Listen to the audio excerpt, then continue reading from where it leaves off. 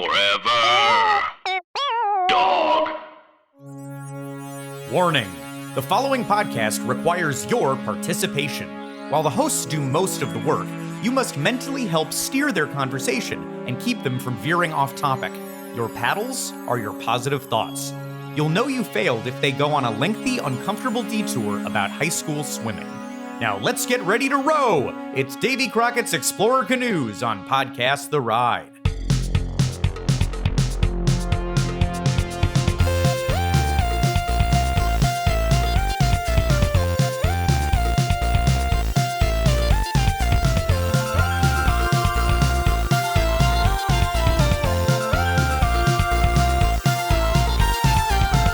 Welcome to Podcast The Ride, a podcast about theme parks hosted by three guys who will soon be bragging about exerting mild physical effort for 9 minutes. I'm Scott Gardner, one of those guys, joined by Mike Carlson. Hi. Hi, yes, I'm Mike Carlson. Did you mean 90 minutes? Because that's how long I would like to brag about doing something physical. We did exert physical effort for 9 minutes, and we will be talking about it for 9. The 9 minutes was on the ride we're talking about today, Davy Crockett's Explorer Canoes, which we will discuss for 90 minutes, and I think most of that will be bragging about, pivoting our arms slightly. Right, and just feeling like the bicep pump. You know, because Arnold Schwarzenegger in the famous movie, I think Pumping Iron, was always talking about the pump. Do you guys know what I'm talking about? I've never seen Pumping Iron, but I would imagine from the title that pumping. And I don't want to get too baudy here today already, but I guess I have to now because he's talking about the pump is an orgasm. He says that.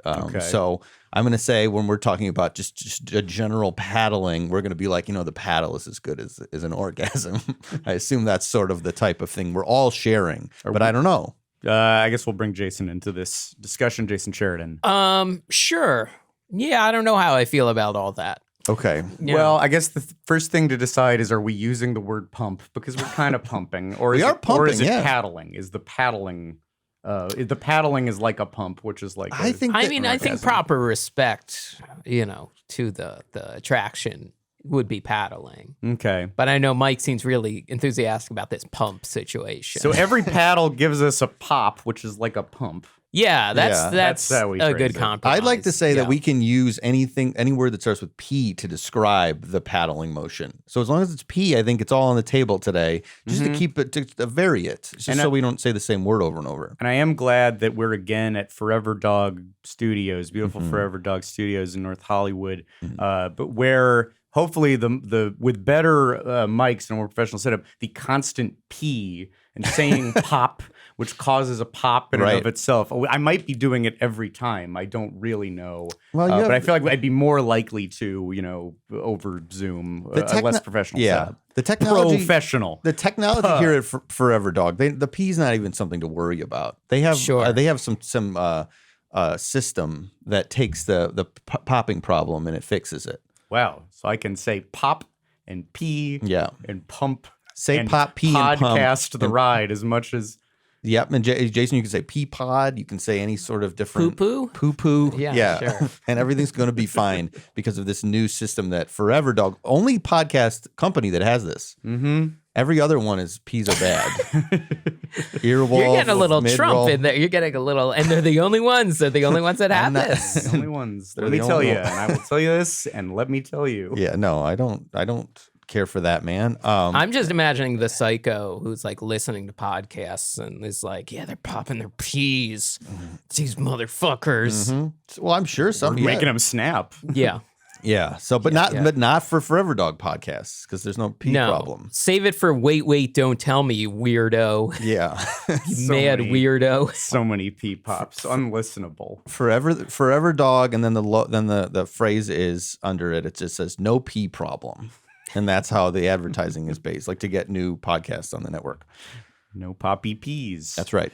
Today is about Davy Crockett's Explorer Canoes, the canoe ride at Disneyland. I say canoe ride, but it's not a canoe-themed ride. It is canoes. It's canoes that you go on. These have been at a lot of the Disney parks over the years. They don't all have them currently, but Disneyland has had them almost since the beginning.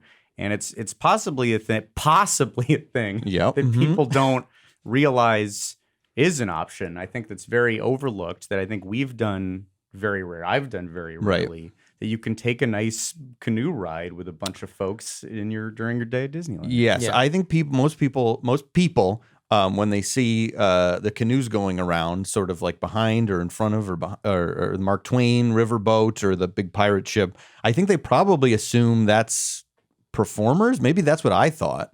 They're initially. animatronics? Well, not they're animatronics, but that would be cool if they like were atmospheric. Yeah, or something like that. That's, a bunch of Disneyland employees going around in a canoe paddling and not. But then there's like a bunch of people in them in different clothes But most people aren't paying attention. And maybe wasn't paying attention initially. You really thought at some point in time that this was an illusion done by a bunch of uncoordinated of different ages, like people in XXL one in a Minion shirts paddling. You thought those were those were plants? Well, I'm saying like maybe initially when I went to Disneyland and I wasn't paying attention, I wasn't leaning against the railing, looking out into the water and noticing, okay, there's an 8-year-old in the boat, or in the canoe, there's a 50-year-old. Like it's atmosphere. It's something you're not even paying attention. Saw canoes, and I didn't know what was for me. I didn't know that was possible. Because it's not something they heavily advertise. It's not certainly, you never see that on a billboard as you're driving on the 5 South. There's never been a billboard. No, there was a sign. There was a sign at the entrance ramp, like a standalone sign, which I don't know if I've ever seen before. Like, you mean to get to the canoes? To get to the canoes. There's a sign that said Davy Crockett Explorer Canoes, which is where I learned they're called Davy Crockett Explorer Canoes, named after the legendary psycho Davy Crockett. I don't know anything. Was Davy Crockett bad? I mean, I'm sure if he's a man, it's a man who lived before, really any time. He's a man in history. 2005. Yeah. After which all men are great. But before men are now perfect, but they were bad before 2005. You can imagine if you can remember back that far. Famous on the frontier or famous in the Old West. You're already like, what's it gonna be? Sure. I feel like when we talked about the Mike Fink keel boats, there was some crazy stuff in there about all these guys. Yeah, and that was like. That was a show. There's a Disney song which they still play in the parks. I Davy feel Crockett, like. The Davy Crockett theme or whatever. They start to sing it at the end of Country Bears. Oh yeah, right. Yes, in Florida still. But he was, they superheroed him. Yeah, in Walt's day and on Disney television and stuff, and he's just the left. Like they haven't. This is one of those rides where they haven't noticed it's still there. I feel like. Mm-hmm. So it hasn't been rethemed or anything. It's still like Davy Crockett, and no one, like other than old people, like know what that is at this point. Yeah, it just sounds like atmosphere. Like just if you call something the Hoot and Holler, it sounds like an Old West thing. But you wouldn't know. Oh, there was a series called Hoot and Holler that ran from 57 to 63. Right, and I guess Davy Crockett, like this. I guess if Davy Crockett was his main, did he ride a horse? He probably rode a horse, right? Well, what history? What a great history podcast we are. So Davy Crockett probably rode. He had to ride a horse, right? I think there was some horse business. Everyone I think rode there a was horse. Some canoe some boat business. So he had like, okay, I'm just trying to put this into something that I can understand. Like he had a Batmobile and a Bat boat. So Davy Crockett had like multiple probably. I'm not modes sure of that Davy Crockett had a canoe. Is the really? Thing, 'cause I was trying to find other. There was no proof that he ever was in a or canoe. That it happened on the show. I think they they needed to rename it something that they had. Yeah, they dismantled an area. They needed to rename it something less horrifying than its opening day name. Yeah. Well, look, it opened as the Indian War Canoes. Yes. Not good. No. On July 4th, 1956. On Independence Day, they opened the Indian War Canoes, which was like, okay, it was part of a greater area that used to be where Bear Country is now, called the Indian Village. And that was a Disneyland for the first couple decades of its run. And you might say that Walt Disney did not have the best read on the culture. An excerpt that I found from can you imagine that? Yeah. This is an excerpt from the book More Mouse Tales by David Koenig. The Indian War Canoes. Walt insisted only authentic Native Americans operate the canoes and adjacent Indian village where they created sand paintings and performed ceremonial dances. Walt went to a Navajo reservation to recruit them, unaware that Navajos are from the desert and none had the slightest idea how to paddle or steer a canoe. So he just took an arbitrary, you guys, right? Did no research about the tribe or where they generally lived or what they did. I don't believe this. Walt Disney didn't know the nuances and didn't know the difference between different Native American cultures. That's great. I can't believe it. Was not. Yeah, and there were Native American performers at Disneyland for many years. Mm-hmm. Yeah. Where you could I've seen different debates of obviously some people were like, this sucks. Why is this at Disneyland? And it sucks in the sense that you're exploiting Native American culture for your Mickey Mouse park. But then other people are like, well, there was some representation. So sure, as opposed to then how it played out, which is it was an attraction, the rare attraction where there was the there was a rule about it, that it had to be a Navajo man. I guess two restrictions there. It had to be a male Navajo piloting the canoe, and then very bravely in the 70s, Disney allowed anybody to. In a glorious move.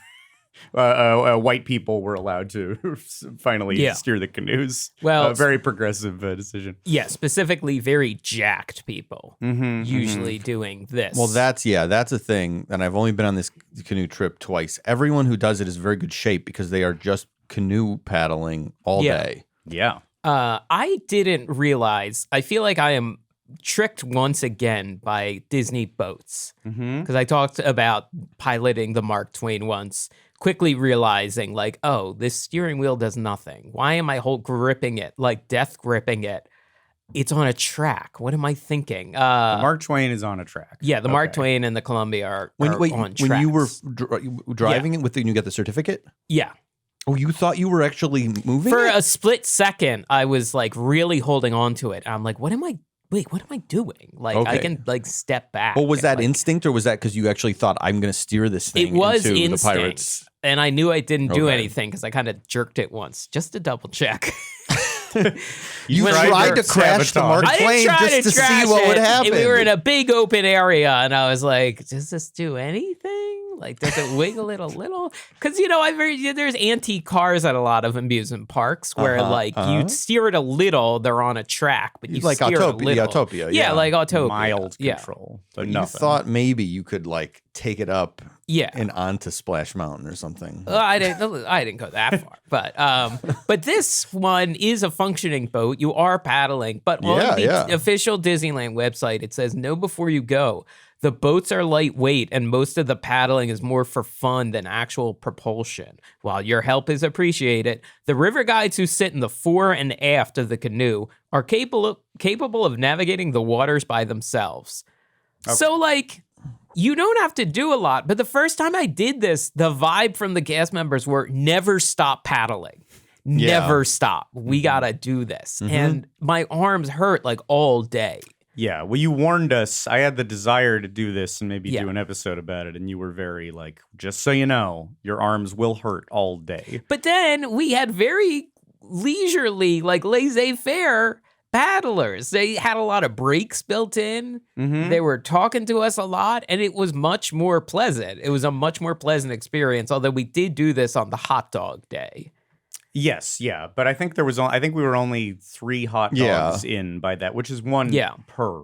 So we were not wrecked. Yeah, towards the end of the day, it could have been more of a problem. But I did like that pair. It felt like a necessary pairing. If we're going to eat hot dogs all day, then let's exert mild physical effort for 9 minutes. Yeah, we were not so full. By the end of the day, maybe it would have been worse. But I don't know. I feel like I could have paddled at the end of the day. Sure. Well, knowing what it was, which you gave that warning, Jason, that was my recollection as well, that maybe the last time that I did this, and I may have been 13 years old, that it utterly wore me out. I also, a couple things there. It might have been in the dead heat of summer when I imagine it might be a little unpleasant to do this canoe attraction at any point, at any age, any physical capability.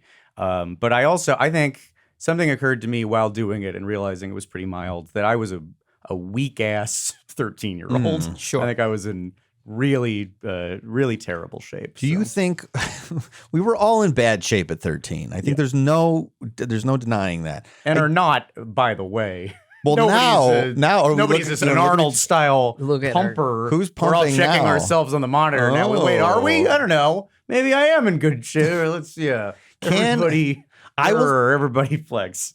I will say I did do a pull-up a couple months ago, a single pull-up. And I was like, oh, good. I can do a pull-up still. Oh, good. And it took me forever to be able to do a pull-up because in elementary school, I remember kids would be doing pull-ups. And I was just like the most comical version of like making noises. And I couldn't do it. My scrawny arms could not pull me up. And then I do remember in high school at one point, I did a pull-up and I was like, whoa, what? Something happened. The change happened. I did a lot of hangs. Sure. Sure. Just hold on. For getting up there, it's usually was a little high for me. Getting up there was half the battle. Did you have, because you would do different challenges. We had the bent arm hang to see how long you could hang. It wasn't a pull up and then you hung. It was just hold on to your arms and see how long you could do. That's what I'm saying. They would usually pivot to like, oh, this one ain't doing a pull up. Yeah. So what can we do that still feels like you crossed some kind of threshold? You achieved something. Yeah. Mm-hmm. Gotcha. How long we talking on these bent arm hangs? I'm trying to remember. I feel like I was actually pretty good at the bent arm hang. I could hang for a while, but I feel like maybe it was like 47 seconds or something, which seems not a long time. Yeah. No. But at the time, I have a feeling that if I tried a bent arm hang, I would be saying pretty quickly, was that 47 seconds? Did I beat Mike? Mm-hmm. And anyone timing me would say, no, that was 8. It was 8 seconds. You have 6 more of these to go. Should we challenge each other to physical challenges during this episode? So I don't think we're There's not a lot of room in here. We could. I think we're sort of near a recreation area. We could like go do a jog, see what's there in terms that could test our abilities, and then jog back, and then see how not just who did the best, but who is like too wrecked to continue. My bet would be all of us. That it'd be a good thing to utilize this video that we're using right now. For us to suddenly leave and then come back just wrecked, just drenched in sweat, beat red. It's just running up. There's Universal Studios is not too far from here, and running up the hill off of Lancashire maybe is what we should be doing. We should run up because there's usually a tram that takes you up there. Yeah, the run would be rough. Yeah. The run would be insane. The walk is awful. Walking up the walk is insane, bad. I did it. I was like, I'm just going to do the walk. It's a nice day out. It was like the middle of summer. No, that was the worst idea. If you fall, you will roll down the hill like a barrel. Like it's screwed. Like you don't do it. It's really dangerous. It's dangerous. I haven't been so concerned about the fall. I don't think I'm gonna. Also, falling in a way that you don't just face plant. You don't just go forward. You would have to fall to the side. And then the roll would have to continue. Like you'd have to be so even on that slant for it to become a full roll all the way down. Okay. Well, you're trying to like angle it so you end up in the Sheraton. You stop the fall by like pushing yourself into the Sheraton valet porte cochere. In your dream of this, you're rolling down the hill in a little ball. You like hit a curb or so, or hit a bump, and you just break through the window of one of the hotel rooms and land in the bed and fall asleep immediately. Well, you've blessed it up for sure. And then you don't have to pay for the room. I think you got to go up a couple stories. That you have to hit a bounce that perfectly gummy bear bounce style launches you up to like the 4th floor at least. Oh, okay. I don't remember where Sloppy Telly's room was. Telly Savalas's probably suite at the Sheraton. Probably at the top floor, right? No, I think he might have been the second. I think he wanted to it's just a quick walk down the stairs. And then now I'm here at the bar, baby. I don't have to take that 8-second elevator ride. Yeah. Telly's only 10 steps away from a swig of vodka cocktail at all times. Hey, I can get down to that stinky lobby real quick. Did you see there was a thing going around a couple months ago? If you don't know what we're talking about, during the Universal City Walk saga, we were talking about how Telly Savalas, star of Kojak, lived at the Sheraton Universal. And if you don't know what we're talking about, what Kojak is, and we really can't help sorry, you. you're gonna have to look it up. He also had a singing career that I've been fascinated by lately. Oh, you don't say. Some really good videos. But he had a bar. He would go to the bar at the Sheraton like every night because he lived there. Then they called it Telly's, still called Telly's. But there was some article like People Magazine or something where he was just like, "Yeah, I've had affairs and my wife isn't happy." It was like the headline on the thing. That's not exactly what it was, but it was like some major publication, and he was just like, "Yeah, I cheat on my wife. So what, baby?" Really interesting. Honest, really interesting man. Appreciate the honesty. Yeah. There's maybe another thing to talk about at the right. So this seemed like a fun thing to do. That we're going there for our hot dog day, and then I think Mike, you threw out what's an attraction we've not done on the show or done all together, and this seemed like a fun one to do because it's involved and interactive, and so we were excited to do it. We went to go do it. We're on the stairs heading down to grab our paddles and for our canoe ride to begin, and then Jason says. With a lot of judgment, I feel. So this is main feed, right? This is main feed. Yeah.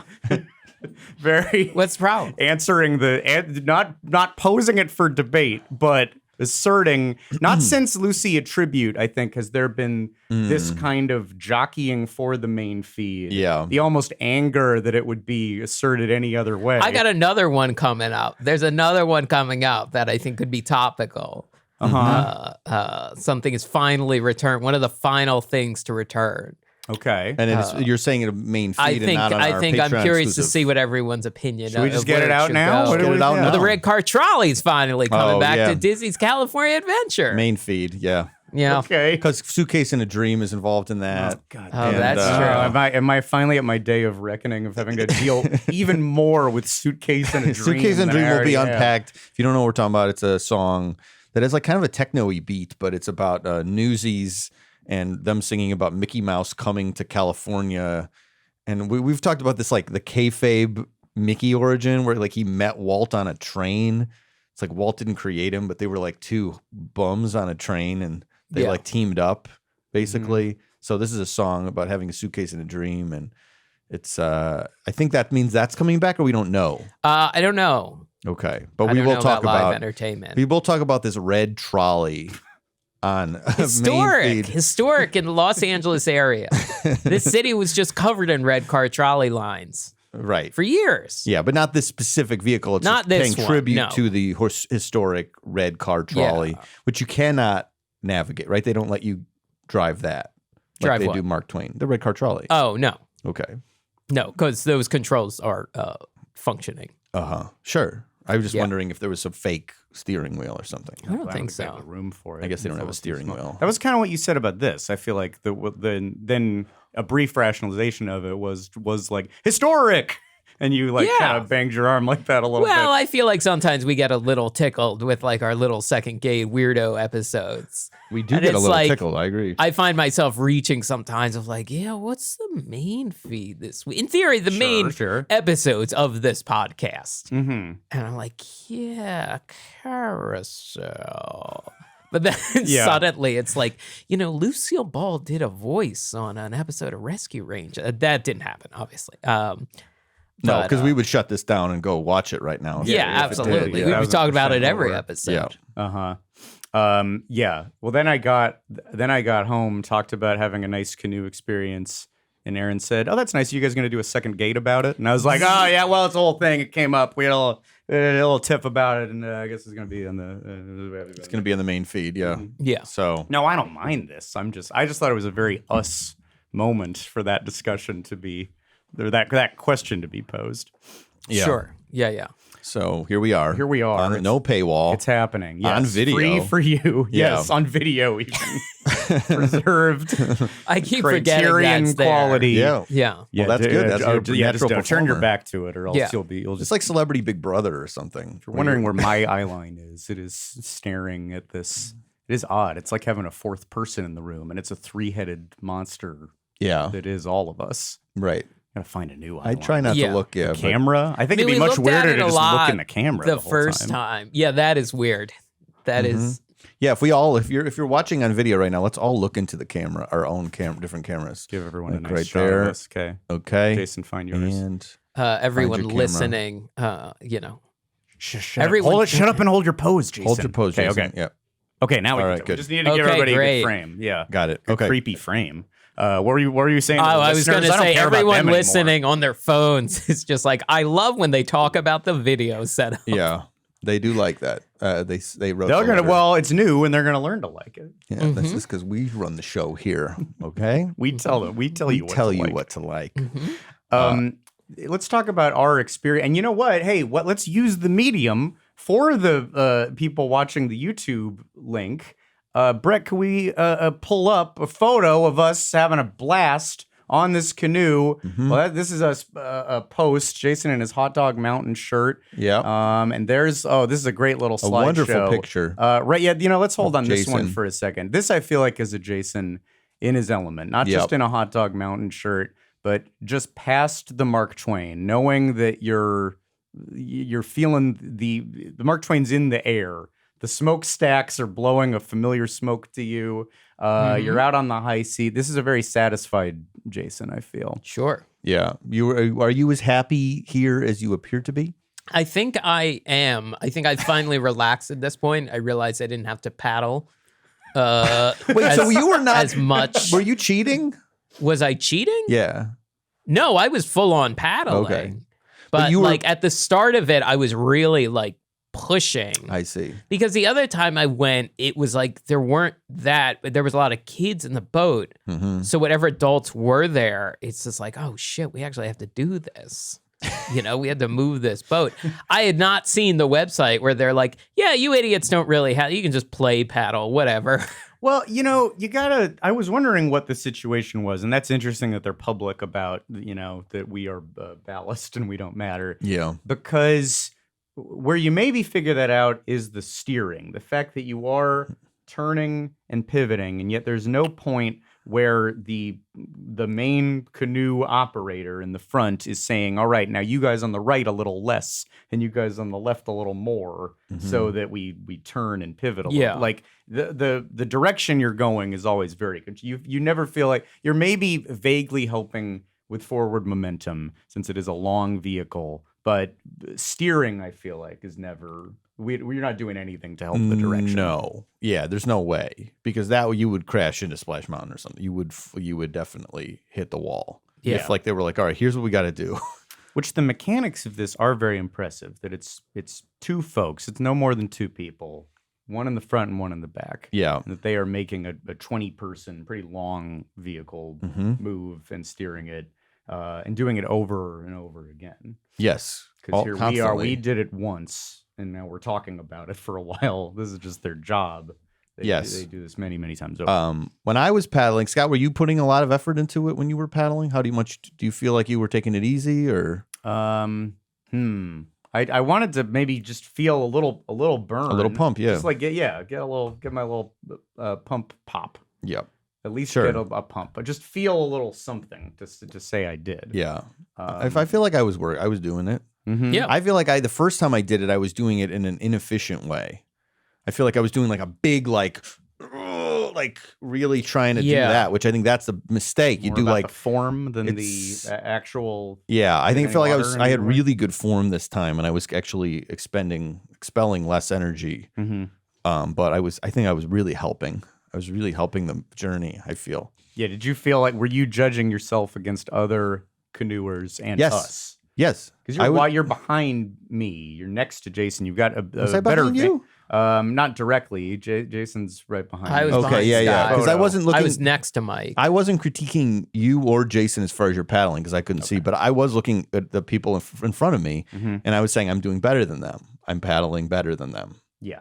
I was as well, but the person in front of me was a child, so I felt like the rhythm was not there. No, yeah. I'm willing to forgive. So you smoked that little kid. Absolutely. Like you showed them who's boss. Yeah. Not with might, not with physical but just with understanding pattern and meter. Yeah. Really, it's music if you think about it. Paddling a canoe. It rhymes. I think paddled a canoe rhymes, once. Yeah. What I always say about it is that it's music. Yes, it rhymes. It rhymes. It's very lyrical. Yeah. No, I kept poking the kid in front of me and going, "Do better, do better." Yeah. And he just wouldn't do better. So I was poking him with the paddle while I was on the middle stroke. We had like a canoe. My high school gym had a pool in it, and I feel like there was a like metal canoe that they would like throw in the pool at some point, like during like the 2 weeks we were in the pool, and they're like, "All right, now we're gonna fill the canoe with water, and now you gotta swim to the side of the pool," or like it's basically fuck around the canoe for a couple days. Like I don't really quite even remember paddling it or anything. Okay, we're gonna throw a canoe in the fucking high school pool. Whatever. Yeah, I don't enjoy. Yeah, seems like enough, right? Why? Yeah. The pool wasn't that big. I mean, it was a regulation size, like pool. I'm trying to think how big my pool. Did you have a pool in high school? I don't. I truly don't remember. This is how checked out of athletics I was. You would know, I think. I don't think I know. I cannot picture if my high school had a pool. Did you swim though in gym class ever? No. Okay. It'd be weird if I said I didn't remember a pool, but I did remember swimming. Yeah. Well, that would be very odd. That would be in a toilet. My head was flushed in one. We had to swim. We had to swim in gym class. Did you have to swim in gym class? Yeah, we had to swim in gym class, and it was later. I feel like the first couple of years in gym class, it was all dudes, and then the more honors classes like I had, like the gym class would be like, all right, this gym class is all the nerds. Like, wait, your high school was divided by nerds and jocks? Aren't they all? Well, but like in like an administrative. Well, no, just in terms of like the timing, where it's like, all right, if they're taking this AP and this AP, like the only time they can take gym, so they all end up in gym together. I see. Okay. So like all the nerds won't hurt each other. The jocks and basically, the nerds would hurt. Yeah, that was much more pleasant. So you weren't in AP canoeing then? I was not in AP canoeing. No, I was in the nerd gym class where everyone was like, "Please, no one. We've all made an agreement. No one look at each other's bodies." Like, oh well, that was because in the eyes to the sky. In the old days, the kids would swim nude. What? Yes. How old? Old days. The 60s. I don't know that. What are you talking about? There was no any type of short like covering. I think Huck and Tom would. Well, I don't know that. Hold on. I'm pretty sure that I'm correct here. But nude kids, high school, 1960s. No, I don't want to get arrested. I'm just trying to. Mike and his friends, the family from Tuck Everlasting, would swim nude at the old swimming hole, and you would realize they weren't aging. I'm pretty sure I'm right. Yeah, swimming naked. My high school team did, says Chicago Now. I'm pretty sure what? Old family members of mine talked about this, unless they were punking me, which is possible, I guess. I guess I'm gullible. So you strip nude and get in that pool, Mikey. I did not swim nude, but I think there was a time when certain high schools were like the boys would swim nude. Why would this? What would this help? What would this solve? I don't know. What is one benefit other than to particular creeps who work at the school? How is it? I don't know. We're saving precious fabric money. 54 cents. This is for like a mild covering. British boarding scandal nightmare. I'm finding multiple articles about this being something that people would have to do. Not of probably our generation, but of older generation. We didn't even everyone would just walk through the shower, like rinse off after swimming. No one was like stripping down. Like I never took like a shower after gym or whatever in school. I have no recollection. Well, I didn't take a shower. Fun. I didn't take a shower after regular gym. You would go through the shower after swim class, but you would keep. Most kids would keep the suit on. Except one or two guys who are like, I'm going to be the naked guy. Yes. Like, I am the captain of the football team. Yes. I look like I'm 25 years old. I'm going to get naked. It's true in gyms, though, still. Some people really thrive on There are being some the real naked guys. Yeah. That was my chance. But what era and when did this change? I am not an expert on nude swimming for high school boys. I just know that there were certain high schools where this happened, and I've heard tell of it. And were they firebombed? Did they have their rights revoked to be a high school? I hope. Yeah. I don't know if there was a naked high school registry. I don't know what happened. I don't know. If you want to do a second gate about this topic, we can. I will go and research it. And see, but this is the good old days. This isn't some horror show like children checking out books from the library, like our current dystopia. This is just, I think this was just what was done in certain areas. Yeah. And this was not a weird, bad thing. And no one thought it was weird or bad. Kid Crotch, Arkansas. Look, I swear I heard about this when I was like young, and I was like, this is crazy. What is going on? Why would you ever do that? Hey, hurry along, kid. We're trying to put asbestos in. Get to your nude swimming class. The painters are coming to put on a new coat of lead paint. Look, not our generation. I swam with little red shorts like Mickey Mouse. Okay.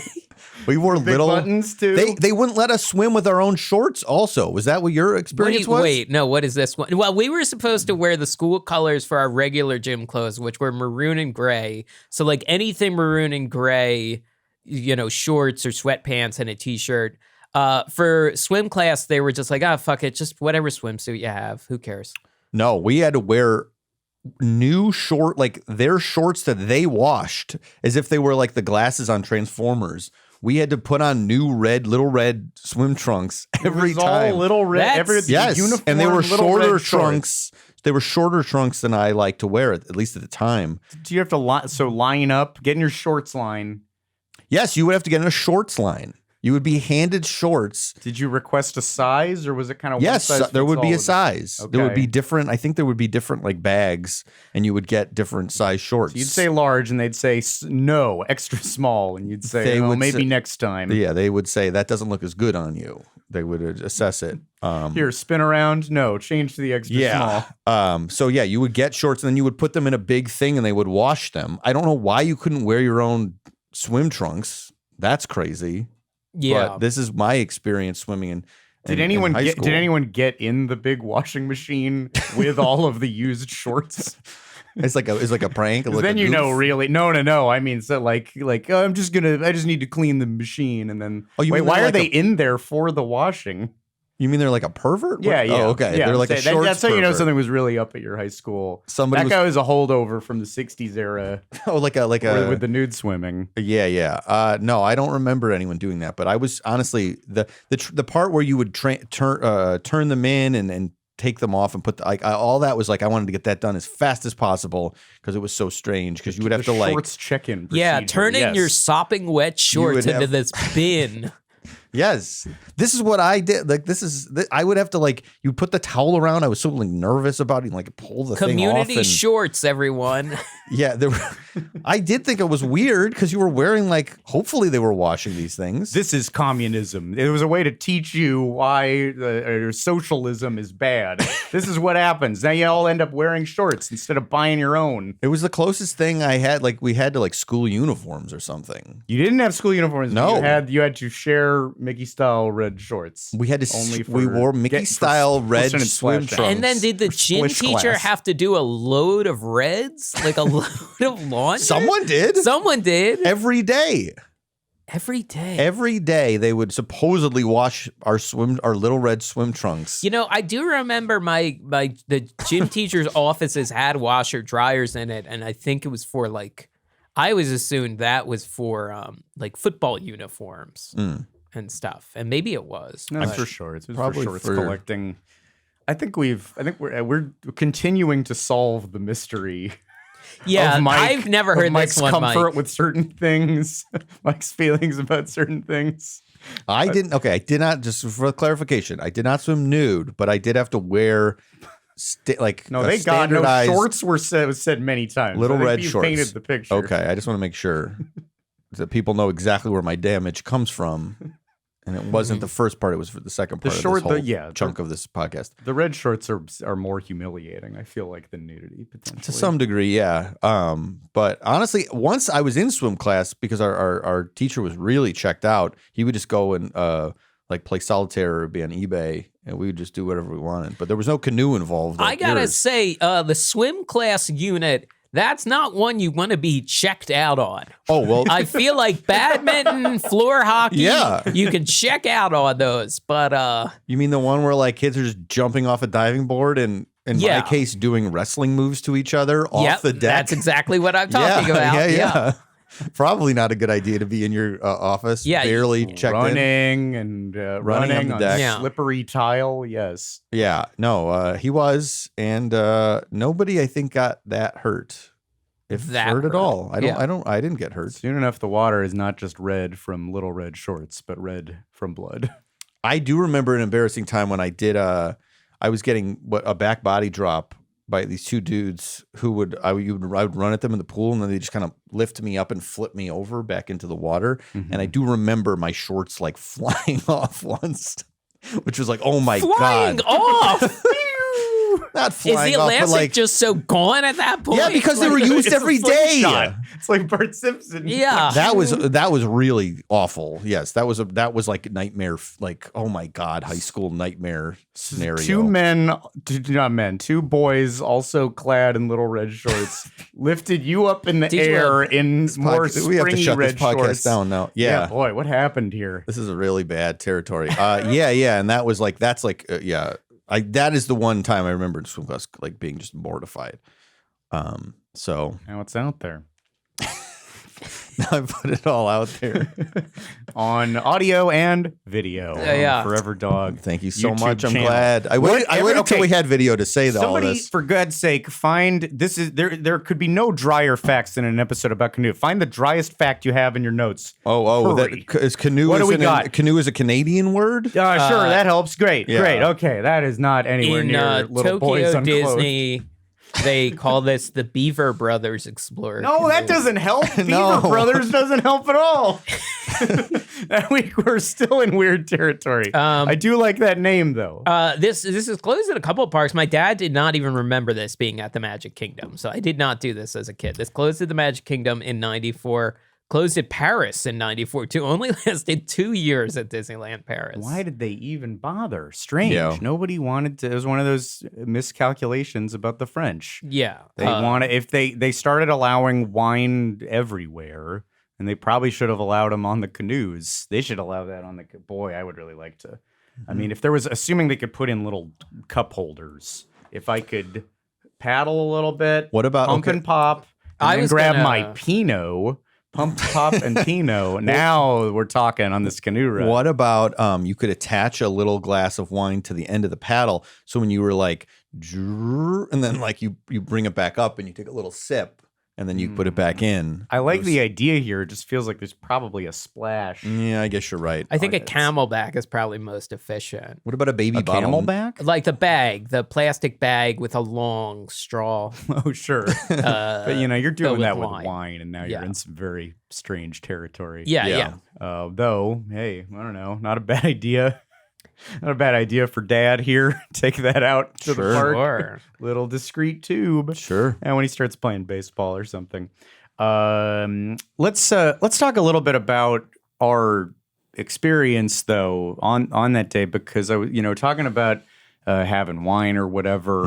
I will say this in that spirit. And in terms of what you're after in a ride in your 30s, this is a very adult ride, I would say, or very adult attraction in terms of it's not a lot of hassle. There's a lot of relaxation, just like, getting out and being in the fake wilderness. Mm-hmm. Yeah. Did Matt Apodaca say, did he call Soarin' a mom ride? Or a parent? It was a mom ride. Yeah. Well, maybe Canoes is a dad ride. It feels very like part and parcel with the... if I want a little resort experience in the parks, maybe I have some wine, I do Soarin', I do canoes, and I don't get stressed out by a bunch of beeps and buzzes all over the place. I just to say exactly what Matt said, because it's so good. He called Soarin' the Josh Groban of rides. I forgot that. Yes, that's Is this like the Yellowstone of rides? Could be. Oh, I don't know. I haven't seen it. You get a nice. I haven't watched it yet. I'm going to see it though. You get a lower view. You get like a water level view almost. Yeah. Of like you see the death beaver, the beaver chewing on the railroad. Pillar. That's so yeah, maybe people have not seen that. That's a newer in the kind of the revamp of Rivers of America. That's a detail I forget about, that he's chomping on that bridge. Yes. The whole bridge is going to come down. It's great. It's really, really great. It is the only thing, when you're talking about an adult experience, and that's when we say that, we mean something different. We mean forget what the last 10 minutes were. None of that stuff, none of the body talk. But yeah, an adult, it seems like you want to feel like the air. You want to feel the nice air. You want to feel like a stillness and a calmness. Some scenery. Scenery's nice. Yeah. And this definitely has it. I think I guess I'm getting ahead of myself, but the plus up for something like this would be longer and just like sections where we're just sitting for like 10, 15, 20 minutes. But you're just describing camping, I think. Well, maybe what you're after. Or in a boat, in any sort of boat, I suppose. Mm-hmm. You know. But so now an expedition has to go out instead of continuously go around. It has to take several breaks where everyone just kind of like sits and like there would be multiple canoes then on the rivers of America where they just say, okay, and now kick back, and sort of you put your feet up a little bit and you kind of like put your head toward the sun, and then you relax. We did have some breaks. Yeah. We did have some like breaks where they would just talk to us. I could not hear what the cast member was saying. Yes. They were talking a little too quietly, but like we were in the back also. Yeah, that's unfair. Yeah. Get louder. I mean, they should be loud. You want to hear whole. I could hear what they were saying. Heard it also. I couldn't hear shit. But we stopped by the moose and the tracks from Mine Train. Through nature's wonderland. I'm just saying, I'm agreeing with what you're saying, and I'm just saying like the ultimate version of the adult experience is like kind of spending an hour on the water or something. Yeah. That's the ultimate version. I'm just, again, a blue sky, and I understand it's not practical. They got to get these canoes in and out. The demand is high. We saw the line. There were at least 10 people. This like the endless grind of capitalism. Yeah. In and out. Honk, honk, honk. Why can't we slow our theme park canoes down? Exactly. Enjoy the fake elements. Exactly. Hi, folks. Michael here. I have a question for you. Are you trying to find love? Of course you are. We all are. And it's so hard these days, isn't it? Even with modern conveniences like all the dating apps like Hinge and Tinder and Grindr, it still can be such a pain in the neck, right? Well, I have a solution for you. What about taking a vow of celibacy and devoting your whole heart to the character Sebastian Jackal, a character that Christopher Lloyd played on the UPN show Deadly Games? It aired about 25 years ago and aired for one season. So what I'm saying is admit that no human will ever be on your level and that you will worship Sebastian Jackal as a god. To get started on your new Jackal-based life, go to patreon.com/podcasttheride, where we offer some episodes for $5 a month. We will be doing a Sebastian Jackal episode next week. You can pay us, listen to it, and then acknowledge that the only person in your life should be Sebastian Jackal. That's patreon.com/podcasttheride next week. Sorry, Kathy Ireland, a person who guest starred on the UPN show Deadly Games. My heart belongs to Jackal. I did read that, it does go faster than some of the other boat rides. The other boat rides kind of set by their track. You do end up going a little faster than the Twain or the Columbia because you're just going at whatever speed everyone's paddling. Sure. Yes. So there's not an exact time. So I guess if you had a really slow canoe, it could be an hour. Yeah. In a situation where like all the people paddling decided to paddle like against, like to paddle backwards and fight against the guides, then yes, it would take longer. So this is one of those groupthink kind of things. We've talked about you go on the Indiana Jones ride and you get everyone to agree to not look at Mara. Right. And then what happens? Probably the ride continues and it's fine normally because there'd be no way to stop it. You'd have to light the vehicle on fire for anything to happen and it would stop right there. In this case, though, if you did have a group of 20, I guess you could get out there and then have some secret code. Yeah. or just like a group text goes out. Everybody feels the vibration. No words are said. Yeah. And all of a sudden, to the chagrin of the main operators, you start going that other way. It is interesting. I wonder if something like that's ever happened. They've been running this forever. Like, did they have an unruly boat, like a bachelor party boat or bachelorette party, where everyone was like, "We're going backwards," and then they just started paddling back? Like, it's the only, you have the most control. It's the ride with the most control to the people on it at Disneyland. You really are, and there's all this live your Star Wars story. Yeah, but this is the real. You are in control. Did the Yippee day, the day Disney was shut down by the Yippee, did the Yippies start to paddle backwards? They brought their own paddles, probably. Yeah. How come you said that and then you were like, "Oh yeah," and I was like, "I don't know what the hell you're talking about." You don't know the Yippies? No. What's Yippee Day? It was that was like, oh, of course, yes, no further explanation needed. Let's continue. I heard Jim and Len talk about the Yippies. Yeah, this is probably worth its own deep dive on it. But it was when a bunch of hippies like bought park tickets and just flooded the park, and there were just so many of them. They like took the park over. They like it was January like a weird. 6th They did. It was like a little burnouts. 1970. Yippee was more like they were a radical anti-establishment group. Okay, they were more. So they were a little more. Yippies Yes. there's force to it. The Youth International. We're yipping. The Youth International Party. And little did they know when they grew up, they would all become yuppies. Mhm. They would all sell out. Yeah. But they made a big. They took over Disneyland one day. It was Yeah, they chaos. raised a Then flag. what happened? What did they do? I don't think they did that. I don't think they damaged the park that much. I think they were just very unruly. I think they were unruly. I think they just went. I think they just They shut paddled- the park they down. They basically paddled the canoe backwards. Yeah, that's they sort of just what they did. Scratch and their then- butts. What was so bad? I think Well, I have not found any evidence for why the Yippies were a problem. All right. Well, now I'm gonna have to prove that I'm not an This idiot. is a big Los Angeles magazine story here. Okay. Atlas Obscura, San Francisco Gate. So there's this whole story about how the group of 70s radicals tried and failed to invade Disneyland. Well, just find one. What's one thing somebody did? He spit in Snow White's face. They all got naked and swam in the river like a bunch of Chicago youths. I don't think there was naked swimming. They were prankster-ish protesters is the phrase this article uses. Well, it sounds like an improv everywhere. It is does. what it is. There was a women's liberation. No pants subway ride. There was a women's liberation rally to liberate Minnie Mouse in front of Fantasyland at noon. So they were annoying. They were just like, this is too annoying. Yeah, that all does sound. Yeah, this sounds like early National Lampoon or something. Yeah, I don't know. Yeah, I don't know that they were. Who knows? They maybe they had some points. I don't know. Not about Minnie. I'm just saying. We'll get into it at a certain point. Okay. Well, it led to riot cops on Main Street. Oh my God. So Yeah, that's yeah. I that's mean, sort in of California, intense. they call out riot cops if you cough wrong towards the mayor. So yeah. awful place, bad state. We have a couple posted outside the door. Yeah. Making sure we don't talk about Little Red Shorts. Rick for any longer. Caruso. Yeah. Rick Caruso is heavies at every podcast network to make sure no one makes fun of Right. him. They're like, you guys like the Americana, but you're not gonna vote, You're not going to vote What? for a piece of shit, huh? this piece of The shit whole billionaire. city to be Doesn't like make this? sense to Yeah. us. There have been unruly incidents, maybe accident. Well, this one may have been. Well, it depends on who you ask. This is I want to say circa 1990 in the LA Times. Shocking headline: 15 dumped in drink at Disneyland.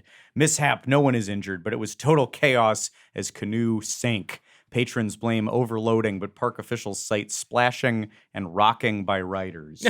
So the park is blaming the people. Yeah. But pretty much all the regular folks they talk to. Here's quotes. This person I think was just a rider. There was total chaos going on. It was comical because they kept saying it won't sink, keep paddling, and it sank right there. Somebody had to be rescued because they could not swim. I would say maybe don't go on the canoe ride if you Well, can't they swim. have life vests. I think all children have to wear life vests, and they're available for adults if you aren't comfortable. Oh yes, you could. They're Yes, swim- because so I you saw could get a life vests. parent Yeah. putting on a life vest. Yeah. So that if anything happened, I'm a little surprised they don't make. I am too. Yeah. You would think Yeah. this for Disney safety. Yeah. You would think they would make you wear a vest. Well, check this out. In this article, weird little specific. This is a legal issue. This article got a quote from a spokesman for the U.S. Coast Guard, who said there's a federal requirement that all boats must carry flotation devices, but it does not apply on private waterways, including those in amusement parks. Wow, really? So this has been regulated. Yeah. So like anywhere else, because you go on certain, just like little day cruises, and you got to put one of you don't have to put them on, but they have them, but they wouldn't have room in that canoe probably. Right. Disney with their own private waterways. And hopefully this is one of those things that DeSantis gets in there and makes right, finally. Disney's been... Well, he got rid of it in 94. He got rid of it in Florida in 94. DeSantis would want less life jacket regulation. So to grease the surplus population. You would want more. It's hard to square the circle for him, but I'm sure he'll figure it out. How? Yeah. So he wants whatever creates the most chaos. He is the Joker, folks. Look, I'm just going to say if you vote for this guy in the net, you're literally voting for the Joker. Let me put it in terms you can understand. You pea brains. He is DeSantis is as smart, Governor Joker, President Joker. Eventually, we had a governor that was fun. He was a pumper and a popper, but this we don't want to gov jokener. Gov joke, no. Yeah. But so what you're saying really is that there might have been a scenario where you had to wear a life jacket on the Mark Twain, which is a boat you don't have, like nobody has to wear anything. Or at least they had to like have them. They had to have them on there. I see. But I don't know, depending on further restriction. And if DeSantis gets his way, then maybe some little ragtime band is playing on there. The finale of Fantasmic. Now all the characters you got to fit big life vests. Or water wings, maybe. Like little kid swimmer pups. DeSantis will make you on a water ride wear water wings, and that's going to slow everything down. It's going to cost Disney so much money to get water wings. It's what they deserve for not really doing anything about the thing that came up. And he's also going to make everybody wear a certain set of little red shorts before they get on a water ride. Okay. And he's going to have them in a big bag, and he's going to have people that collect them, and you have to wash them. And that's going to be more infrastructure that Disney doesn't have. The good old days are back. The good old days are here again. Yeah. That means little shorts. Little shorts. Did you guys watch any of the footage from Shanghai Disneyland? I saw briefly, yeah. Yeah, where like they have the canoes, but you go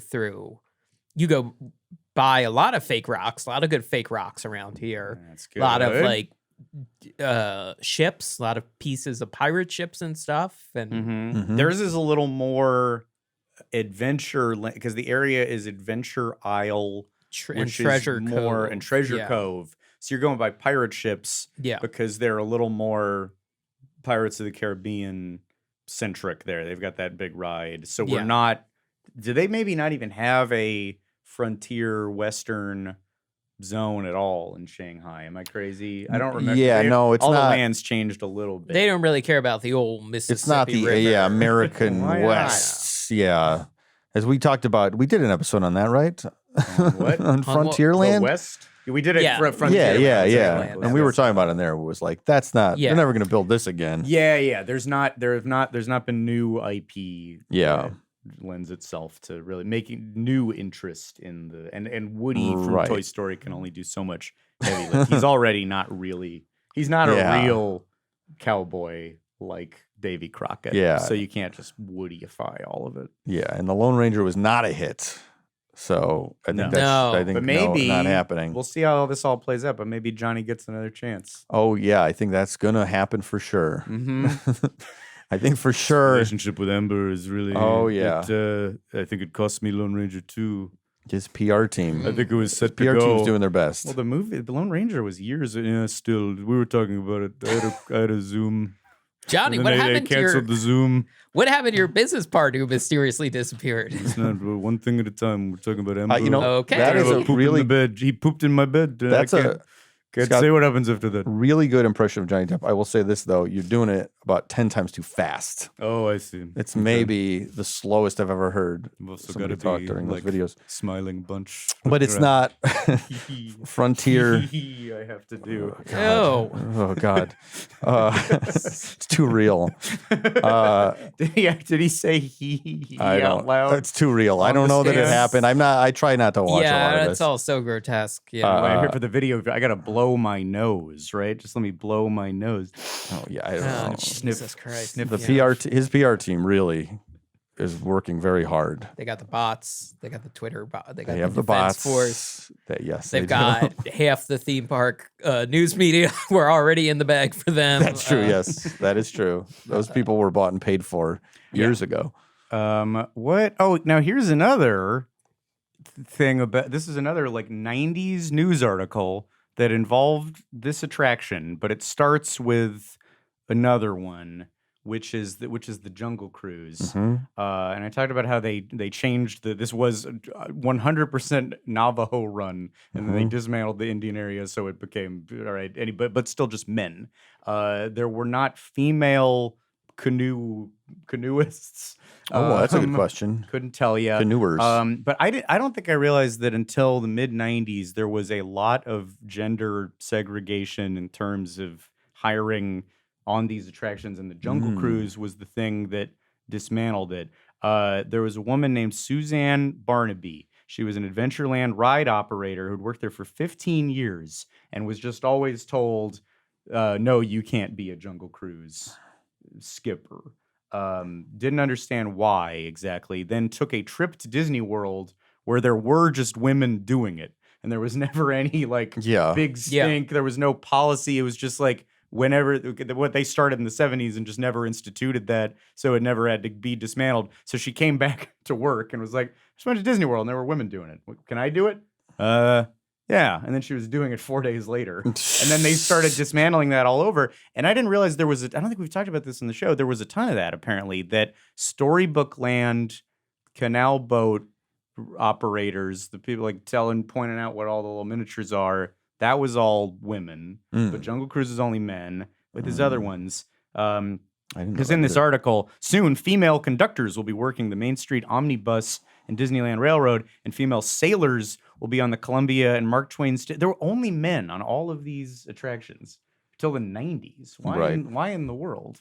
Yeah, I did not know that, and like a lot of things, as you go back through history, you go, that makes no sense. Really fucking dumb. To their credit, at least they as soon as anyone said one thing about it, they changed it. Well, pointed out, yeah. I believe both our cast members in our canoe were women. Yes, yeah. True. Yeah. Another bit of that is that they're talking about, well, why did it come to be this way? Why was it only men in the Jungle Cruise for so long? And then here's a little snippet from this article. Disneyland had experimented with the notion of female jungle guides before. Some worked during the summer of 1974, but a spokesman for the park said at the time that the public was not ready to accept women daredevils.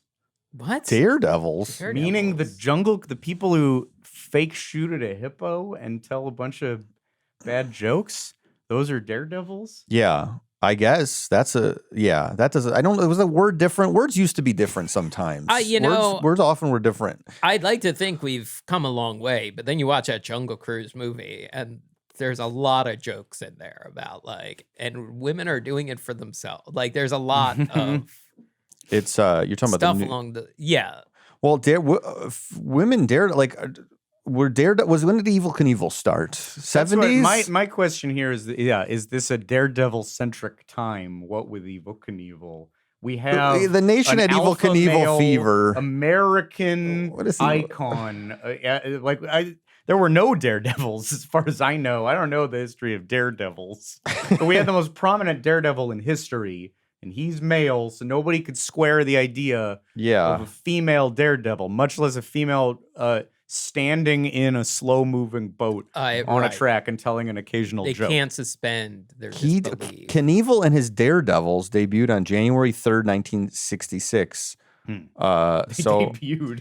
They burst through in a big American flag paper. He had Hell's Angels. I guess we have Daredevils now. Was he? How do I say this without slandering? I guess you can't slander the dead. Wasn't he shitty? Wasn't he a shitty guy? Evel Knievel? Wasn't he? I think that's probably gross? Right. I gotta look up Evel Knievel stuff. By asking the question, I think a question can't be slander. A question can a question be slander? Can a question be slander? That's a good question. Are any of these questions slander? I like Jason. I think you can separate the stunts from the performer. You know, So I'd like to not remember Evil for any of his badness. I think long as Evil the stunts didn't hurt people. If the stunts only hurt Evil. Yeah, we're talking mostly about Evil got hurt. Yeah, was Evil? Is Jason asking? Yeah, I'm gonna jump over 50 children, but land on a remaining set of 50 children who are right after the 50 I'm jumping. I remember on Fox a lot, and maybe it wasn't a lot, but I remember on Fox when I was a kid that Robbie Knievel would often be doing a jump of some kind. Yeah, they were a lot. There was a lot of big hokey primetime specials, which I enjoyed. Robbie, really, you can't use a real name after your dad's name was Evil. Mm-hmm. You can't just go like, I'm Robbie. You have to like demonic Knievel, like something even crazier, something even darker. Primeval. Perfect. He's caveman theme. Even Evil Jr. would be better. It's cute, but it's better. Is it the kind of juvenile Robbie? Would Robert Knievel be better for you? That seems more like he should be in a suit. Yeah. My name is Robert Knievel. Yeah. I'm here to jump a bike over some school buses. Which way to your school buses, please? It's Robert. Yeah. Daredevils. I mean, Walt Disney was such a weirdo conservative that I'm sure that, the Jungle Cruise is a dangerous ride, and it's for their safety. It's for their safety. But don't want to mess up their hair. Is it also maybe that they were just like, well, women don't? Did he have like a Jerry Lewis impression that women weren't funny and like they can't pull off the jokes on the Jungle Cruise that are so integral to the whole experience? There's no way a woman would be able to joke with the guests. There's just no way. Maybe, or he mentioned it casually to Jerry Lewis at dinner, who convinced him. Oh, very possible. Yeah, they were at the TAM, and serious women Jerry. Can't do the jokes. That's why Jerry. I can't do the jokes on the cruise. Funny. It's not gonna work. There's for daredevils. Your not impression for, is that he has makes L's with his hands and shifts them nice. around. I've never seen a Jerry Lewis movie. Who cares? Never meant shit to me. Now, jokes, though, because that's something I didn't realize. I think there may have been maybe not a full policy change in this attraction, but my memory of it is closer to your memory, Jason, where it was a guy who was very driving and like, do not stop, keep going. And it seemed it was kind of like an oppressive, not fun experience. But this, it's leisurely, you're taking your little breaks, and even as you're canoeing, you're getting little jokes. I didn't know that it was a joke-based attraction. Yes. I really enjoyed the jokes. I wrote down some of them, but do you remember them offhand? Well, if did any strike your fancy? I remember this attraction where they could be a little mean to you. Like they can tease you a little. And I saw in the videos, and I don't remember the context when we were there. There were jokes about it being, and of course we're in Orange County. And I was like, what do you mean by that? I don't remember the context of those either. Like in the video, they're like, the people on the island are judging us if you're not going fast enough. After all, this is Orange County. And I'm like, hey man, Orange County is massive and very weird. Like it could be any number of things you could be implying here. I'm not sure what they mean. But I feel like that was a joke for herself. Like she was like, she knew what she meant and probably got some enjoyment, whether she was trashing Orange County or saying something funny about it. I'm not sure. My favorite of the jokes was towards the end.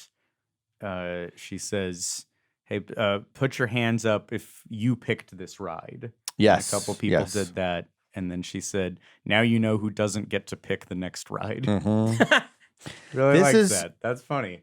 It is funny. This is one of those rides where, and Jungle Cruise has sort of evolved into it more, where decades of apathy have turned the jokes into, isn't this thing bad that we're doing? Yeah. And it happened at Jungle Cruise. Bitter, we're off in the corner. Yes. New hot attractions have surpassed us. Yes. Which is a funny angle. It is for funny. anything to come from. Mm-hmm. But it's definitely like floating under the radar of what, corporate Disney would want for a ride. It would want to be exciting and you're living your adventure and, everybody's got a role. That's all that language about any new Star Wars thing or Marvel thing. You're the superhero. And now this one is like, doesn't this suck? Hey, who picked this? This sucks, doesn't it? You're all rowing now. You're using your arms. Do work. Yeah. Hey, you shitheads. What are you thinking doing this? This is stupid. Why are we here? I like it. It's this little, like, which is funny. Aggravated. It's this like mad it is funny. Younger brother of an attraction. I like it. It's spirited. You can tell. I'm sure there's camaraderie with the guides. Like, it's got to be this fun little. Well, there's flexibility. I don't mean to say fraternity because there was a lot of women doing it, but it's a fun. I bet it's a fun little club, like being a lifeguard for the summer or something. Yes, I think it's a fun club. Jungle Cruise is a little bit more restrictive because you do have to do a lot of the same jokes and the same like banter. But we've all seen different people. Some people I've seen who do the jokes and it's really like kind of cringy and some people I think have figured it out, but the people I've liked the most doing Jungle Cruise lately are people like this who have figured out how to do it very dry and flat and like no one's listening, no one's paying attention, because that's the tone of the person we had on the canoes and oftentimes of the people I like on Jungle Cruise, which is a little depressing, but it's the tone of who cares? Are you paying attention to me? No, you're not? Okay. Like that works for both of these rides at this point. It's like sardonic, snarky in a way that would work for a stand-up, and it works for that. Where I genuinely did laugh at a bunch of stuff. She's roasting other people on other rides, and like you pass by. That's a cool thing about it, that you go right by where the point in the river where the Splash Mountain logs dump out. Mm-hmm. So you can be right at the like you watch one coming at you essentially, and you're right on its level. So that's a fun vantage point. It is the ultimate Disneyland nerd thing to be like, we got to see the log coming from a different angle that we've never seen before. You know the log, you've seen it a million times? Well, what if you saw it from a different angle? And I agree. I'm one of the guys who are like, look at the log. Like, oh, wow. Look at the log. I can see the log from a different vantage point. POV, yes. A new camera angle got added. In this case, she said, over there is Splash Mountain. That's a ride where people come off of it upset because they were splashed on a ride called Splash Mountain. Mm-hmm. She's roasting the kinds of people getting mad on that. Yeah, I like the other one. You pass by the Haunted Mansion. You want to hear a joke about the Haunted Mansion? Long silence. That's the spirit. Mm-hmm. And then that's it. And that's a little creeper. Yeah. I didn't even get it for a second. You took a second. Yeah. Uh-huh. I wonder. I guess we should have gone on it multiple times, because I wonder if is it true freedom?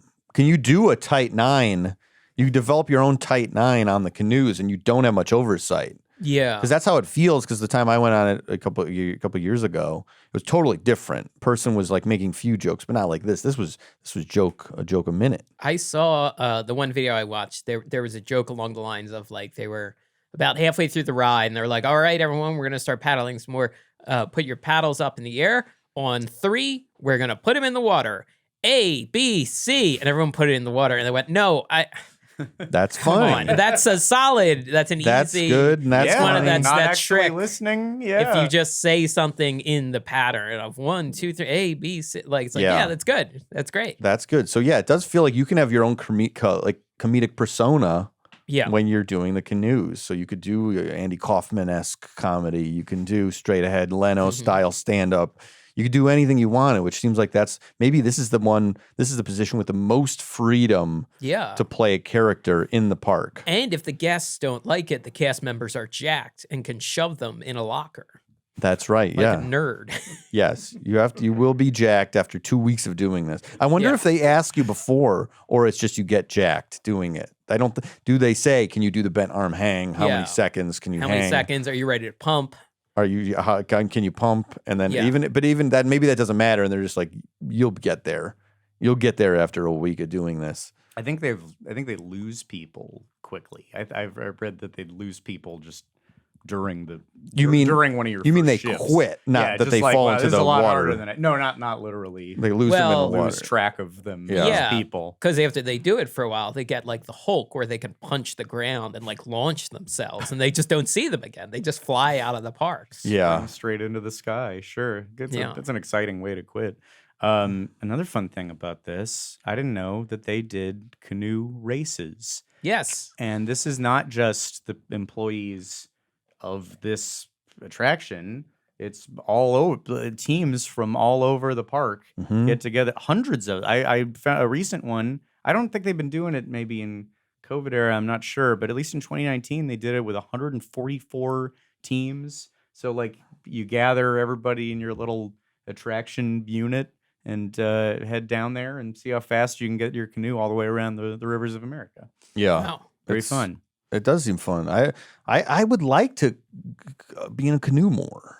Yeah, that's what struck me. Absolutely. I enjoyed it. I would race. I would like to race. Yeah, Sure. I get a competitive spirit from time to you time. might be able to, because it seems like it's more about teamwork and 20 people functioning as one than it is about having a lot of previous canoe knowledge, because you'd think it would be a given who's going to win the canoe race, the people who work on the canoes. Right. But look, they're used to their configuration where it's, 2 people and 20 loser tourists. Right.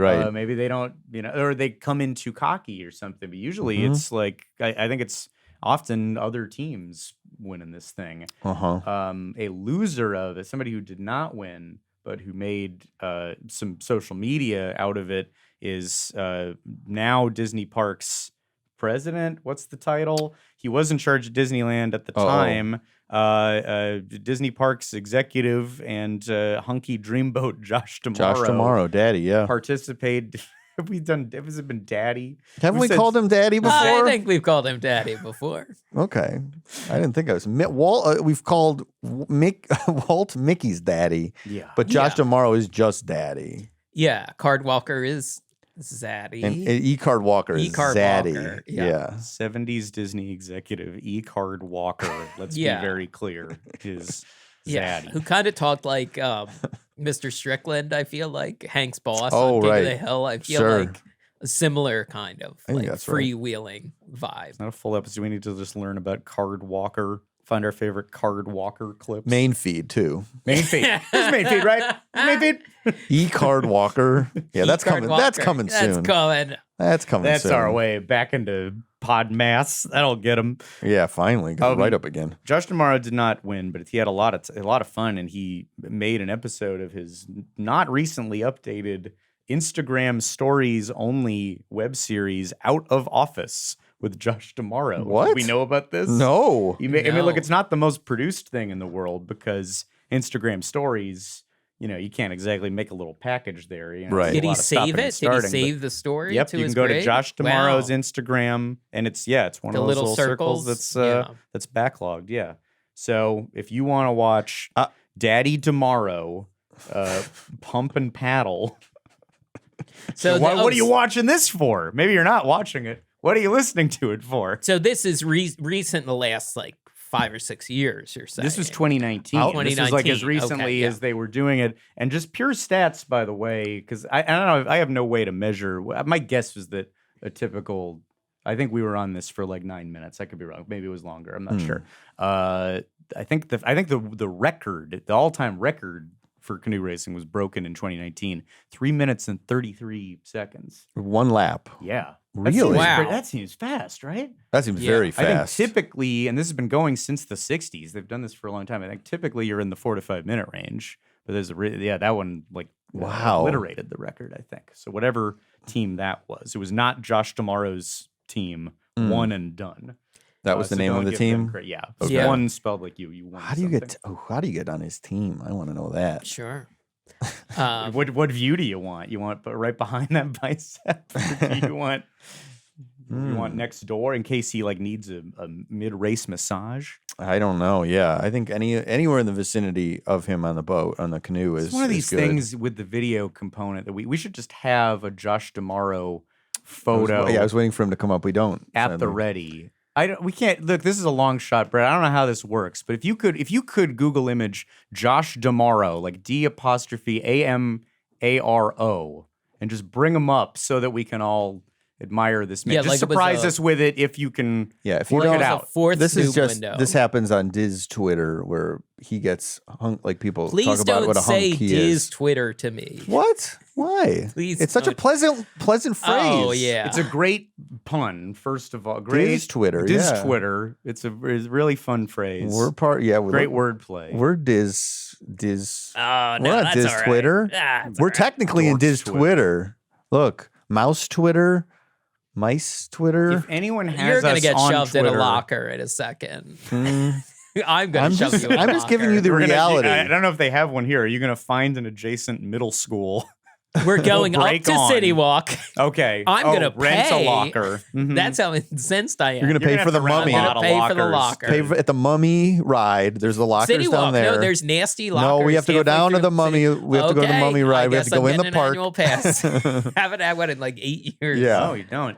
It's going to take a lot of those lockers to fit. Yeah. We'll I'm a see tall if man. Josh surprised. I have zero idea if I can call for a Josh Damara photo and then see one. But you at home can Google it. do it whenever you want. I should say Mike was a good sport because I was fine in the boat and I liked paddling. Getting in the boat, I had a backpack on and the paddle, and the boat was drifting like just far enough from the dock where I was like, I'm gonna fall in this fucking water. Like I was just my balance was so like my God. I grabbed Mike's hand was up, and I don't know if he was intending to help me into the boat, but he certainly did. I was absolutely intending to help you in the boat because I said, "Oh my God, Jason's about to fall in the fucking water." Oh my God. Yes. Look, yes, I was trying. I don't wish that had happened, but I know, episode, right? if you fell in the water. If you had, and you can swim, like you should have at that point made, like you should have just started swimming like over to Tom Sawyer's Island or something to try to like get away, because it would be content at that point. People diving in after you, like a big swim race going on. Well, halfway through, I mean was going to be one of my plus ups is having the option that halfway through the boat starts to sink and you all have to swim. You all have to manage. I think Tom Sawyer Island will be better story wise because you could take the raft over. And then after you are on the island for a while, you come back and the raft has been dismantled. And they're like, "Oh, Tom and Huck were here and they took your raft apart. Those little scamps." And then you all have to build the raft back to get back to the island. Build your own way home. You had to build, that's fun. They took it apart. They like took baseball bats to it. They were just goofing, you know. They were just goofing on your raft. So, well, that would be better in like a scenario where people were aware, so they were wearing bathing suits or something. Yeah, but that is a fun if it's like if truly something's gone wrong, and now we're sinking, and now we have to get out and paddle with our arms away, not with actual paddles. Or like you just grab a barrel, like you use the barrel to float. Maybe that'll help you move right, faster. and then you bring it up, and then you use it as clothes after when you're on land. Put the straps on it. That was my weird swimming experience, and forgive me if I brought this up before, but like at Boy Scout camp, for the swimming merit badge, one of the things involved, you had to jump in with clothes on. Yeah, I had to do and make this, flotation stuff. Like you, so if you have first off, they're like the easiest way to do this is if you have like slacks and a button-up shirt. And I'm like, so I'm like on a business casual cruise? Like, why would I wear this? You're like James Bond jumping off of a supervillain's yacht. So a button-up shirt, you can like kind of untuck it and you can force water into it. So it kind of makes a de facto life vest. It floats. And then if you take your like a long pair of long pants off, tie the legs together, put that over your head like a life thing, and then you force air and water into that becomes an even more supportive thing. Yeah, I had to do this for swim class to complete like the last level of swim class. And I don't think I had to wear like a tux or anything, but I wore like snap-off pants or something, which is really cheating. Right. If I think about it. Wore like breakaway that like you'd wear in a sketch or a male stripper would. You didn't have breakaway pants? Did not have what? You didn't have why would I have breakaway pants? It's for like basketball season. Yeah, I know what he's talking about. You like mean where you take pants. the bottoms off and then they are shorts? No, they have track pants. The where sides have like snaps on them, and you take them off for basketball or something. I wasn't a little male stripper. Here we go. Like that's not. Yeah, that was for sports. You need to quick reveal your little red shorts underneath. Yeah, no, it was not for a big reveal. It was for it's winter and you want to wear your basketball shorts. Not under. leather and not little like leather like there was flare coming off of it. No leather flare when I was in 7th grade. Right. That was not the situation. But figuring out the kind of pants we're talking about. One more little thing. You guys asked me on the way out to note an important detail, and I did do my homework about this. And that is, I think it's kind of neat that you are handed a paddle. You are entrusted with this paddle. I like when you're given a little job. You have to use this and then hand it back at the end of the attraction. And in this case, we were struck by the detail that the brand of the paddle is listed on the back. So I took a photo. I did my research last night. The official paddle company of Disneyland is Bending Branches. You can buy Bending Branches paddles at home. You can buy them at REI, the co-op. They are a Midwest company founded by Dale Kicker and Ron Holtman. Dale and Ron developed in Wisconsin. They developed a tip protection material called Rock Guard in the early 80s, and that set them apart from other paddle makers in the business. But here I am going to ask for a photo. If we do have this photo prepared, Brett, because this one's important. If there's a photo of a guy paddling who is not one of the three of us, if you could pull that up. That's Jason. No, that's me. That's Jason. No, all right. And that's all three of us. There this he right here. is. This is Ed Vader. Ed Vader is the president of Bending Branches, and I think he's very well regarded. Some fun promotional materials. Ed Vader? Seems like this is Ed Vader. Like Darth Vader? Spelled with a T, but yes. Okay, because I thought it was a Robbie Knievel situation. It's Darth Vader's Luke Skywalker's real brother, world Ed. his much nicer son, Ed Vader. My name's Ed Vader. And you know what? It's funny. I feel like we caused this by addressing it or thinking about it. Ed Vader has been the president for a long time, but he's as of a couple months ago, finally retiring after a storied career as a paddle president and CEO. So we just, looking on this smiling face, we at Podcast The Ride want to officially wish Ed Vader a happy retirement. Thank you. You changed the Disneyland experience. I love using your paddles. This is a solid wooden paddle. The boats, of course, are fiberglass, making them a little lighter than like a wooden canoe. Sure. Wow, Ed. Yeah, look at it. Now he's sailing off to freedom. He's got his whole life ahead of him now. But something tells me that even though canoes became his line of work, I don't think he's going to give it. I think it's going to be part of his retirement year too. You can take the paddle company away from the man, but you can't take the paddle out of the hand of the paddle company man. Well said. I need to take a break from talking. Got it in one. Perfectly said. I rehearsed for hours. Yeah. I really needed that to go. We can do a take two if you want. No, okay. Why? I thought it was good, but take two when it was perfect on the first go. Wow. They should do more. Like they should have the paddle company advertising over the Davy Crockett name. Like like how they say, Sunkissed presents or whatever.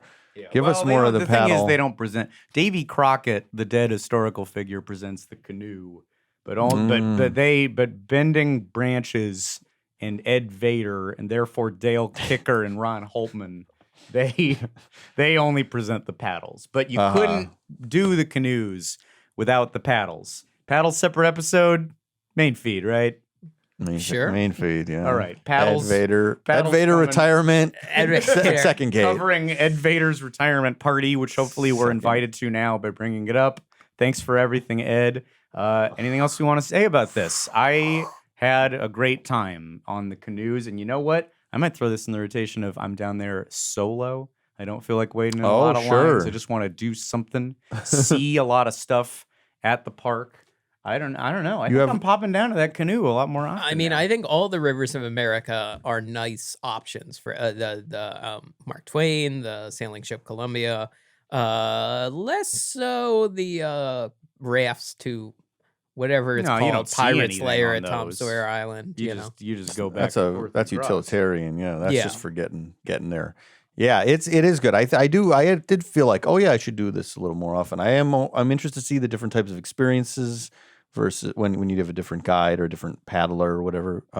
Where we'll be getting an aggressive one where they're trying to beat some sort of record. Is it all fun jokes? Yeah. So I would like to do it more. Experience the variety. Yeah. Experience. They don't have variety. to. This is it's a completely analog attraction. It's not like Indiana Jones. They didn't need to make a computer figure out how to make your attraction, your experience different every time. It just will be because of the elements Because of nature and human nature, it'll be different every time. Yes. I'm realizing now when I hear the word paddle, and I don't know why I didn't think about this until just now. I was in a 8th grade play, real quick. This is at the end of the episode. I know it's coming too late. 8th grade play. We talked about your sicko plays like your swim class shit, right? Not one of my sicko plays. Just a regular just play? a regular Okay. junior high play. The first play I was ever in was called Crazy Camp. And it was one of those where they just stuff 32 characters in a play so we can get as many kids on stage as possible. Like, I made this up on the spot. Yeah, like, are you looking up Crazy Camp? Crazy Camp? I'm looking up Crazy Camp. The rights to and it is, of course, a pioneer drama production, like many of the plays that I did. The one that has like 30 speaking roles. 30 speaking roles. And I was the camp inspector. And I'm trying to remember if the character's name was like Mr. Terwilliger or something. Or am I thinking of a Simpsons reference? It is a Simpsons name, but it might have been the same. But I decided when I auditioned, to put an English accent on it, which was, I'm sure, terrible. I'm sure it was not. I don't know if there's a video of this. But my character got lost a lot because the kids would fuck with him. Mm-hmm. And the catchphrase I had in the play was, I would be like, my hair was messed up and I'd come out and be like, I lost my paddle. And this was a big thing. And this, by the way, killed. Huh. This is my first memory of in a like, real place killing with the line, I've lost my paddle, or whatever my bad English accent was at the time. And then once this happened, my friends would use it to make fun of me for years, including probably fairly recently too. So I'm just remembering now the word paddle is triggered a memory of doing Crazy Camp. The thing I think is to reclaim it and make it yours. Yeah. If you ever felt like, well, I think initially you were being laughed with. Then you're being laughed at. Mm-hmm. But it's time for you to bring the character back and be laughed with again. Now, it seems like, if I'm assessing this correctly, that it was kind of a burst-in energy. Like, suddenly you show up, something's going on, and then you come in all flustered and say, I lost my paddle. Okay. So maybe I'm going to do the end of show plugs. And if you could, and I think use the video I was going to say the camera now. Yeah, so I think maybe find a spot where you're out of frame. And so this will be a list. This will be a video exclusive, but you'll get the. Sorry, while we're getting set, Mike, were you Adam Apple or were you Willard? Because I'm looking at the cast list. I was not either of those characters, but I do remember the main character. One of them's named Adam Apple. You weren't yes. Officer Dumb.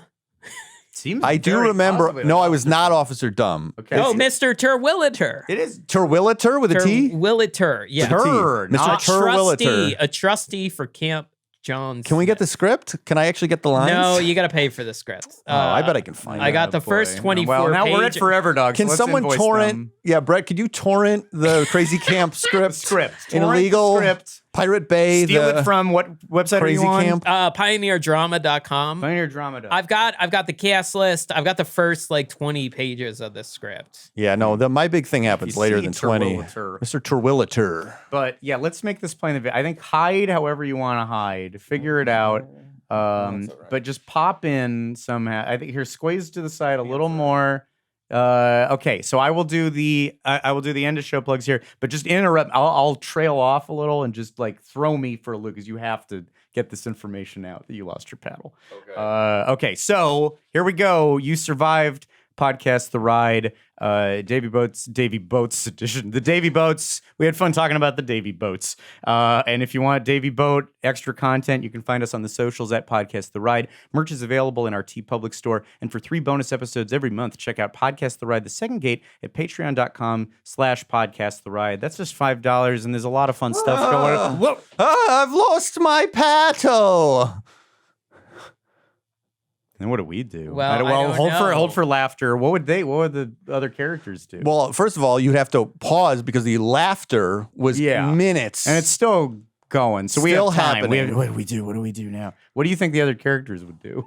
I think that like there was a character that would just like take me and like usher me off stage. I think that was the bit. Like, he's lost his mind because he was stuck out on the lake. Do you want to read this longer line at the top of the screen? I would love to. Whoa! Yeah. Wow! Live reading of Mr. Terwilliger. My knees are old and bad. Okay.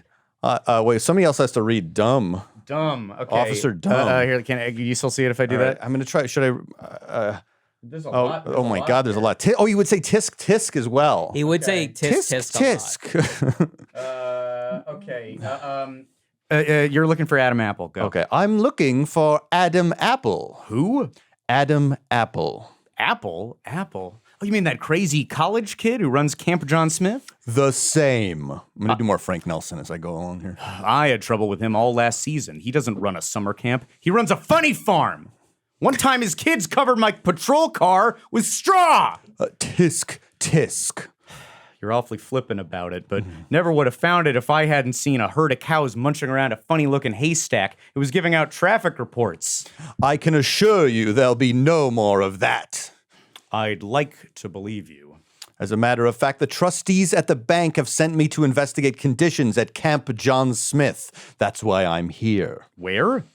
Here, Camp John Smith. This isn't Camp John Smith. This is Camp Pocahontas. Oh, I have a poor sense of direction. Hey, look down left. John Smith's on the other side of beautiful Lake Looky-Loo. Looky-Loo. You can't miss it. There's usually a pile of tin cans and rubbish surrounding the place. There used to be a buffalo roaming about. A buffalo? Mangy old thing. Looked like a hairy walking rug with moths. Haven't seen that buffalo all winter. This is just going to end mid... Yeah. Wait, for preview only. We're almost done. Yeah. Okay, all right. I think Jason will have the button. Okay, here we go. So, I haven't seen that buffalo all winter. Maybe it died. A buffalo. Tisk tisk. I think my visit is long overdue. Thank you for your assistance. Anytime. I don't know what the bank trustees will say about a buffalo. And then in comes Alva. And he comes... Hello, dumb. There's the mega plan. Blackout. Almost. And that's the end of the show, or at least the Almost. free portion of the show. Thanks hope for they've listening to this, and thanks for listening to, what the fuck is the play called? Crazy Camp. I hope they've updated some of the camp names on that. Oh, Camp Looky-Loo. Also, the disrespect to call a character Officer Dumb. I was humiliated to play Officer Dumb, and I shan't be doing it again. I was hoping you would do a great kazoo voice at the end. Hello, Dumb. Hello, Dumb Dumb. I had a little kazoo on it. Well, now you always do. You well, always. now say goodbye, Dumb. That's just a good Dumbs plural to all our listeners. Oh, goodbye, Dum Dums. Forever Dog. This has been a Forever Dog production. Executive produced by Brett Boehm, Joe Cilio, and Alex Ramsey. For more original podcasts, please visit foreverdogpodcasts.com and subscribe to our shows on Apple Podcasts, Spotify, or wherever you get your podcasts. Keep up with the latest Forever Dog news by following us on Twitter and Instagram @ForeverDogTeam and liking our page on Facebook.